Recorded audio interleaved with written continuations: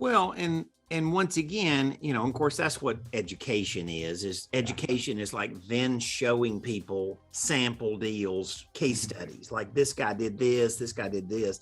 So most people are in disbelief that they can earn money today if they're doing this strategy. They think, well, that's all fine and good, but I got today expenses and you're trying to give me tomorrow income, and that doesn't match. Right. Which is not true. You just have to show people how to structure the modeling where you can make money today, not just cover expenses, but make some profit, but yet build long-term income out of it. Right. And I would say that talking to this customer, like you are such a pro, you just know. And so you and I could have a fairly short conversation and you instinctively could then do that, what that is. But it's a language. You got to learn it. You got to go hear it said, you got to go, then try it some and then go collaborate. I mean, it's just, that's what any of this stuff to go become comfortable talking to somebody. Yes. You got to know how to say it. You got to know how to say it at lingo, how to present it. And it's different for different sellers too. Some people, you have to massage a little bit more, work more over time. And some people are just ready, boom, be done with this. Let's move on. Oh, tax savings, you hit it right there. That's what I want to know. Right. And then you're moving quicker and easier. And everybody's different with that. But you're right. You got to learn the lingo, totally understand the process and understand their pain points. And sometimes they have multiple pain points, right? Because they got this property, tenants trashed it.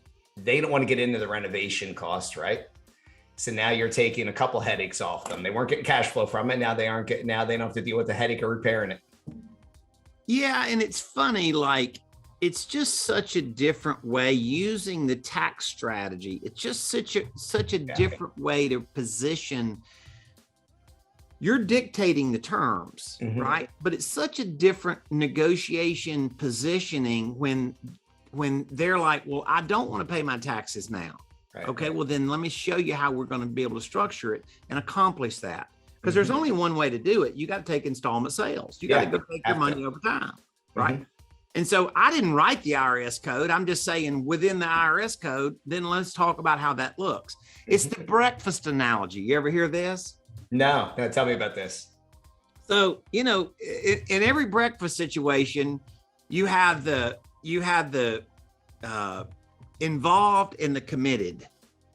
Okay. The chicken is involved in breakfast, but the pig is committed. Now that is good. I like that. So here's the deal. The IRS is the committed in this analogy. Seller financing has to be involved. Yeah. So the good part about it is it we're able to show people a way to position it where you don't feel like you're not having to hardcore negotiate with them. Right. I mean, in order to be able to defer taxes, you're going to have to carry terms. Yes. Now, which would you rather defer taxes for, 5 years or 15 years? Obviously, the longer the better. Exactly. So it's not me giving them the bad news anymore. It's that they start self-selecting into things that I want them to do. Yeah. I've had some rentals here over the years that I've sold and, transitioned to other places. I have them in Texas now, I have in Wyoming, I have in Florida, because I'm getting rid of my properties in Pennsylvania.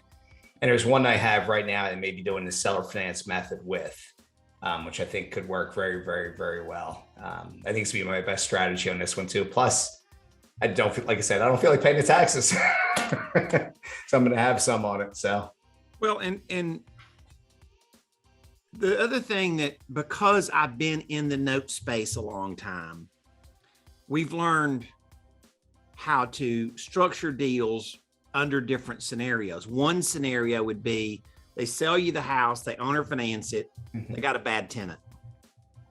Get that tenant out. You got to reload the house with a new tenant. Okay. Now, what most people don't realize is about 30% of the people that could get that could qualify for a mortgage before the virus can't qualify today. Right. 30% slippage in Qualifications. who can actually get a mortgage. Yeah. Right. Well, that left behind market is my guy. I love him. I'm not looking for people with bad credit and a sad story. I'm just looking for somebody that just because the industry left you behind doesn't mean you're bad. Yep. Right. So, and there's all kind of things that we can show people, like how to defer payments. The landlord's willing to not accept, you don't have to start paying him until you start getting paid. Until you get, yeah. Well, if he's not getting paid now, why wouldn't he agree to that? Right. By the way, interestingly, there's still a pretty decent percentage of slippage where people aren't paying rent today. I know it seems. Yeah, there is. Yeah. Here's the other thing. What about the other side of the market, though? Call it more than 50%. The tenant actually has paid. The tenant's been there. He's good. Well, then how are you going to make money in that deal? And I show them how you can turn around and buy part of that note